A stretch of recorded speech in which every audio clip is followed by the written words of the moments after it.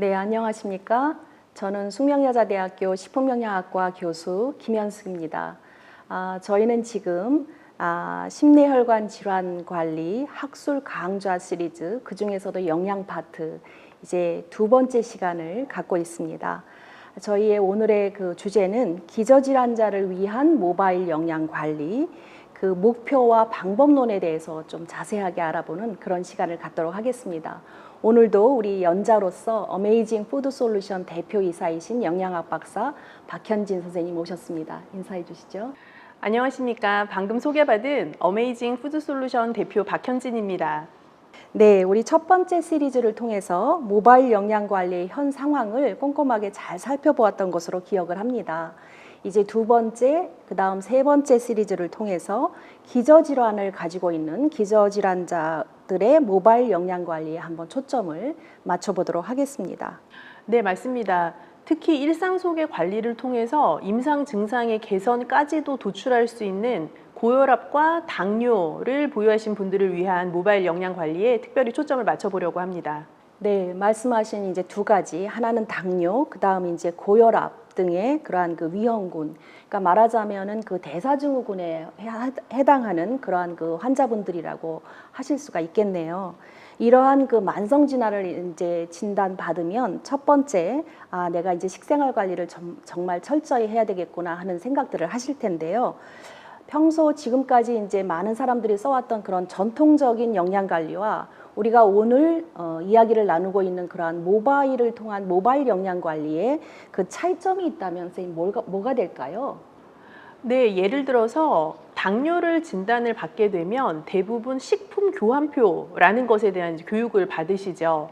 식품 교환표라 함은 같은 식품군 내에서 서로 바꾸어 먹을 수 있는 각각의 개별 식품의 양 등에 대한 정보를 제공하는 일종의 이제 테이블인데요. 식품 교환표를 설명하시는 분의 입장에서도 어떻게 해야 이거를 잘 이해할 수 있게 설명할 수 있을까 하는 게 굉장히 난제일 만큼 환자분들을 이해를 시키고 생활 가운데 적용하게 만들기가 참 쉽지가 않은 요소가 있어요. 그런 전통적인 방법으로 식품 교환표를 교육시키는 것 대비해서 만약에 모바일 영양 관리를 통해 더 쉽게 당뇨에 대한 영양 관리를 일상에서 할 수 있게 한다면 또 굉장히 좋은 방법이 될 수 있겠죠. 아울러서 식품 교환표를 이제 어떤 환자분께서 예를 들어서 잘 교육을 받으시고 댁으로 돌아가셔서 적용을 해나가시면서 일상 식생활을 영위를 하신다고 가정해 보았을 때 그 환자분 입장에서는 굉장히 신경을 많이 쓰시고 관리를 하는 것인데 내가 이렇게 관리하는 게 나의 혈당 수치에 어떤 영향을 미치는가 하는 것에 대해서는 날마다 순간적으로 트래킹이 되거나 본인이 그 지표를 항상 볼 수 있는 상황은 또 아니거든요.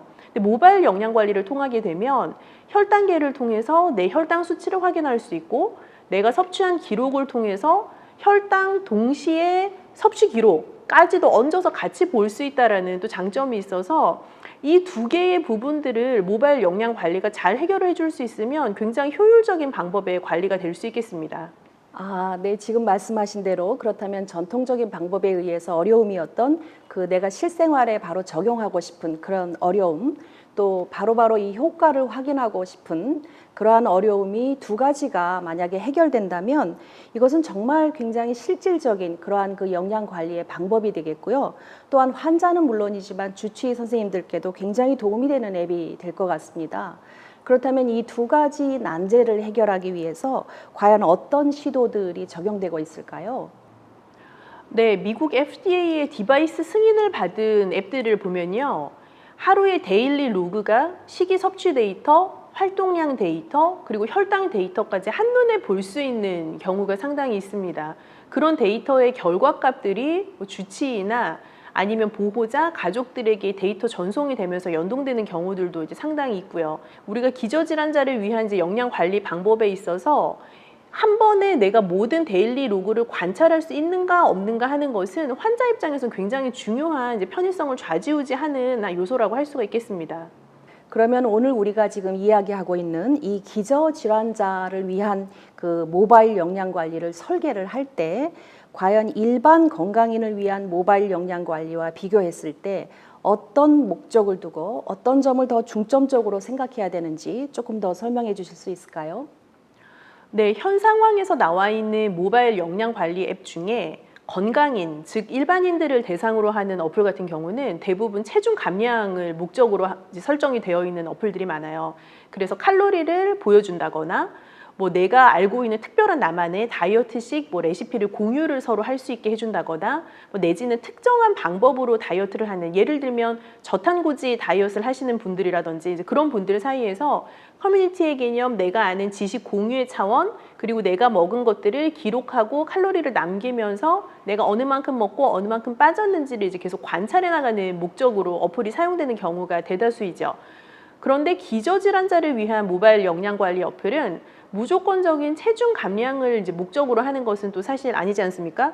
그래서 기저질환자의 경우에도 체중 감량 자체가 선행되어야 되는 경우는 있지만 일반적인 다이어터들의 체중 감량과는 목적과 방법론이 굉장히 다르기 때문에 전체적으로 보자면 내가 보유하고 있는 기저질환에 대한 관리, 더 이상적으로 보자면 그 증상에 대한 완화, 까지도 밸런스 있게 따져줄 수 있는 그런 모바일 관리 앱으로서의 기능이 중요하다고 봅니다. 정말 중요한 말씀을 해주셨다고 생각을 합니다. 그 환자의 입장에서는 나의 증상을 관리하고 더 나아가서는 이 나의 증상이 완화되는 것, 그것이 이제 바라는 목표라고 할 수가 있겠습니다. 그러면 지금 이제 당뇨 영양관리 앱을 우리가 이야기를 해봤는데요. 또 하나 우리 지금 오늘 주제로 삼고 있는 고혈압 환자를 위한 영양관리 앱이라면 또 어떤 요소들을 고려해야 될까요? 네, 고혈압 하면 딱 떠오르는 단어가 아마 저염식으로 귀결이 되실 텐데요. 고혈압을 관리할 수 있는 모바일 영양 관리를 한다면 사실 저염 식단을 어떻게 잘 실천할 수 있게끔 해주는가 하는 부분이 1번이라고 할 수가 있겠습니다. 그래서 저염 식단을 실천을 하는 부분에 있어서 내가 이렇게 실천을 했더니 내 혈압도 또 잘 조절이 되는구나 하는 것을 이제 사용자가 확인을 하기를 원하시죠. 그래서 저염 식단 실천법과 함께 내가 혈압을 잘 조절하고 있는지에 대한 트래킹이 동시에 되는 것이 중요한 목적이라고 하겠습니다. 아, 그렇군요. 그러면 선생님 구체적으로 어떤 방법을 도입할 수 있을까요? 예를 들면 혈압은 우리 하루 중에서도 여러 번 변화하는 지표잖아요. 그리고 또 혈당처럼 혈당은 먹으면 이제 그것이 바로 그 음식이 혈당에 반영이 되는 거에 비해서 또 혈압은 그렇지 않단 말이죠. 그러면 어떤 차이점이 존재할까요? 네, 혈압은 말씀 주신 것대로 사실 제대로 관리를 하고자 한다면 사용자의 입장에서 매일 정확하게 비슷한 시간대의 혈압 데이터를 이제 취득을 하면서 트래킹을 하는 것이 굉장히 중요한데요. 그 데이터가 정확한 시간에 들어오게끔 하는 것은 또 사용자 입장에서는 중요한 요소임과 동시에 굉장히 이제 허들이 되는 요인이기도 하거든요. 그래서 정확한 시간에 데이터를 내어놓을 수 있는 방법론에 대한 고민들이 이제 계속되는 거죠.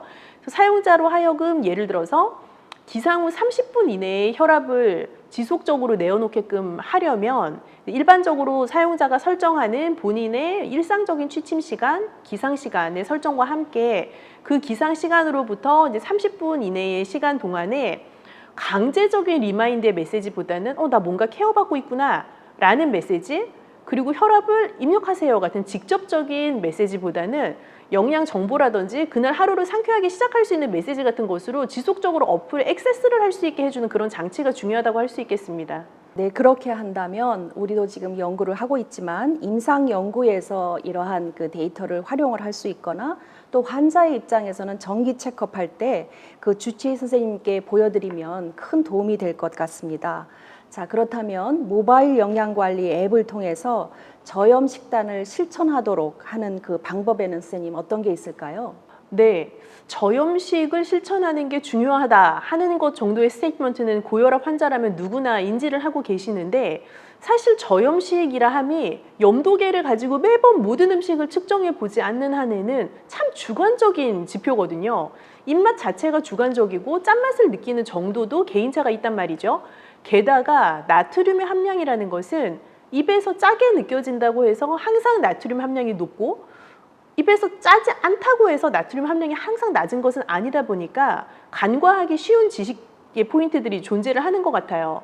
그래서 고혈압 환자를 위한 저염식 식단 실천을 목적으로 하는 모바일 앱이라면 간과하기 쉬운 지식들, 간과하기 쉬운 음식들에 대한 것들을 지속적으로 노출시켜서 사용자로 하여금 인지할 수 있는 기회를 계속 주고, 또 이 저염식이라는 것을 실천했을 때 어떠한 건강의 베네핏이 나타날 수 있는지에 대한 정보들, 그러한 맞춤형 정보들이 지속적인 알고리즘 송출을 통해서 나가는 것이 중요하다고 할 수 있습니다.